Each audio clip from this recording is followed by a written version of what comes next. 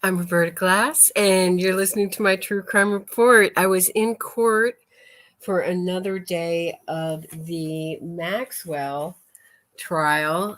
I missed yesterday because I'm just having a lot of trouble. And I know I'm not the only one. I talked to some other people in court. Just going to sleep at night. I'm very disturbed by this trial, the amount of wealth, the the suffering of these girls that went on for years. And it just seems like some people are above the law.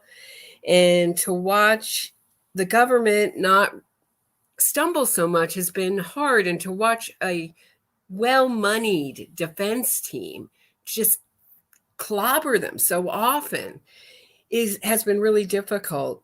So I slept all of yesterday. I just really needed it. I came back refreshed, and it was an interesting day in court. Not a explosive day, but lots of interesting little things. Yesterday, Carolyn, who was another one of Epstein's victims, testified.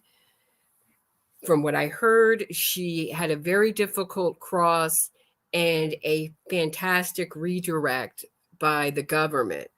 And I was so happy to hear about a win, a real win from the government. I'm so sorry I missed it.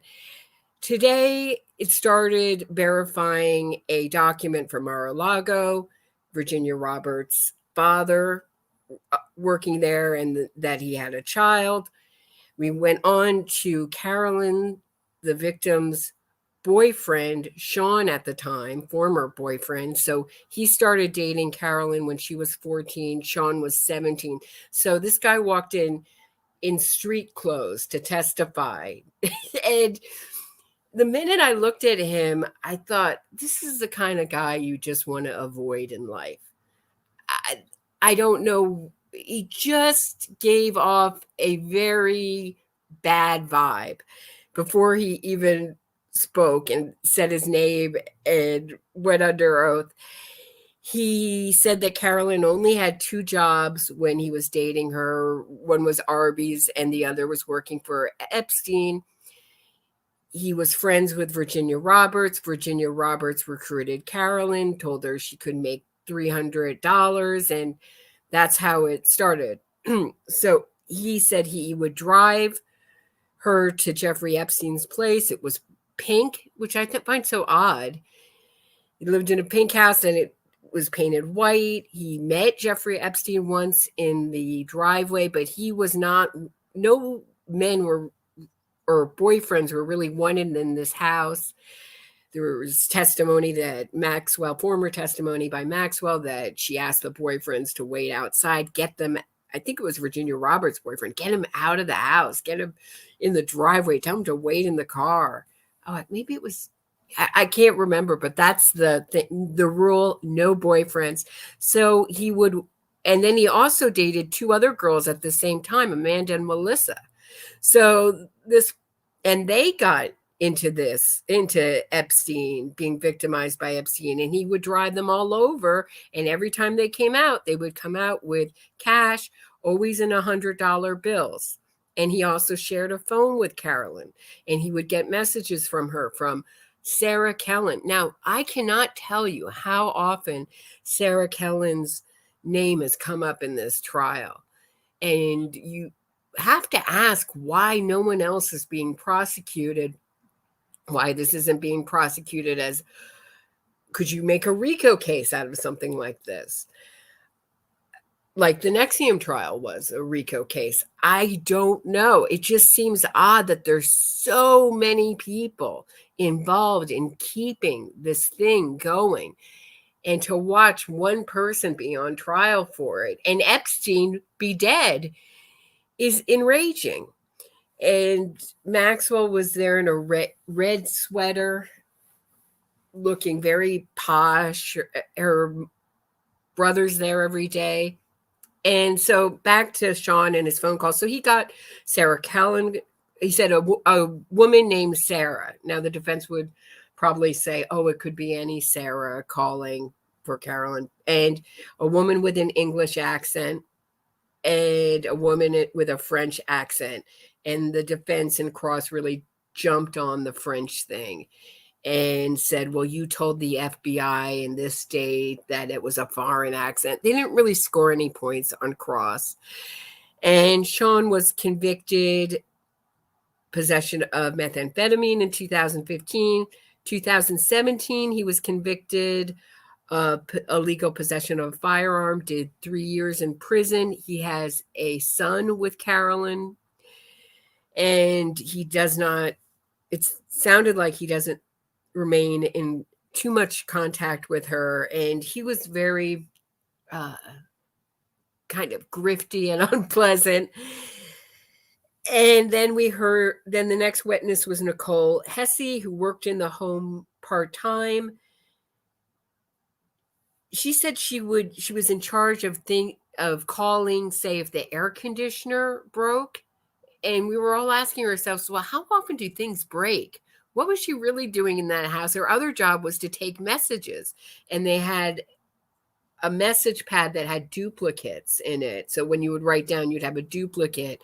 And they showed, the point of having her on the stand was to show that Carolyn called. She took a message from Carolyn and the date. She was a very uninteresting witness. The most interesting witness was David Rogers, who was the original main pilot for Epstein. And then he traded places with Larry Vysotsky, and became the co-pilot. So my impression of this was that this guy, so you could see Larry Vysotsky got a whole bunch of acreage from Epstein on his New Mexico, the Zorro Ranch from Epstein. He got this gift of this fabulous car from Epstein. He went into both Maxwell and Epstein's houses and would install stereo equipment. And I had the feeling that he was much more comfortable with Epstein's predation of girls than David Rogers. And every time the subject of age came up or what he saw, you could see Dave Rogers on the stand get very uptight.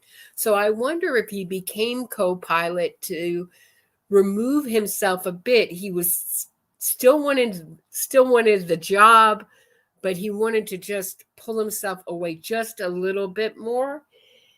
And again, Epstein had nothing but blind pilots. He saw no one but women of age, even Virginia Roberts. Now, you've seen pictures of what she looked like, very young. And we know Jane was 14, and he's flying Epstein to Interlaken summer camp. And so we went through the flight records, and it was and he kept personal flight records, which he didn't, of everybody who was on the plane, which he has handed over to the FBI. And I wonder if he thought that Epstein might go down sometime for this. Was he that interested in who was on Epstein's plane? Because there's two different flight logs. There's passenger logs, and then there's a log of the plane. And he kept the passenger logs personally. So he kept two records of the passenger logs. I just find that very interesting. And I would say the most interesting part, or one of the most interesting parts of what happened today, is that the government thinks that they are going to finish up by tomorrow. Now, this was supposed to be a 6-week trial. This is clearly not going to be a 6-week trial. So what the judge said at the end of the day is that if the government finishes up tomorrow, maybe they'll give the jury off Friday. The defense will start Monday. This is just wild that it's going so quickly. And the other interesting moment was a moment between Maxwell and her lawyer when the jury was out, and she was standing with her sideways to him with her breast pressed to his arm a little bit and just extremely close. and I thought she was flirting with him, and I pointed it out to the other people around me. I said, "What's going on with Maxwell?" And the journalist in front of me said, "Oh, she's going to do a hair flip any minute now. Wait for it." And then someone else said, "Oh, I think they're going to kiss." I mean, it really looked like, I think it was so interesting is because they have her dressed up like a PTA president, school marm, maybe slightly school marmish society woman. And then to see this kind of sexuality come out when the jury's out, and with her lawyer who wanted none of it, was just facing the judge and just got stiffer and stiffer as this went on. It was an interesting moment. But there's a lot of talk of her possibly walking. Is this going to be enough? I don't know. I really don't know. Annie Farmer is still set to testify. Only victim to testify with her full real name. All these survivors are very brave to testify, and I hope that the government triumphs, but it is certainly nerve taxing and a very emotional trial.